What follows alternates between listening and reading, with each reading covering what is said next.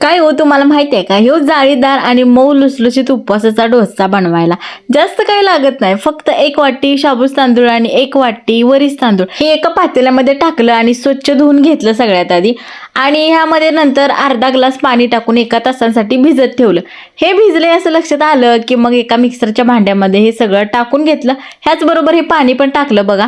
आणि नंतर तुम्हाला जेवढं तिखट लागतंय ना तेवढं हिरव्या मिरच्या कट करून ह्यामध्येच टाकायच्या आणि मस्त बॅटर तयार करून घ्यायचं. आता ह्या बॅटरमध्ये आपल्याला फक्त चवीनुसार मीठ टाकायचं आहे आणि मिक्स करून घ्यायचं आहे. नंतर गॅसवरती एक पॅन चढवायचा आहे, त्यावरती थोडंसं पाणी शिंपडून ते पुसून घ्यायचं. नंतर एका ब्रशच्या सहाय्यानं तेल लावून घ्यायचं आणि जे तयार केलेलं बॅटर आहे ते सगळं ओतायचं. सगळं म्हणजे सगळं नाही काय, एका वाटीनं कशानं पण तुम्ही ओतू शकताय आणि दोन्ही साईडनं मस्त असं भाजून घ्यायचं. तर तयार होईल जाळीदार मऊ लुसलुशीत उपवासाचा डोसा. आता हा डोसा तुम्ही बटाट्याच्या भाजी बरोबर खावा किंवा खोबऱ्याच्या चटणी बरोबर खावा.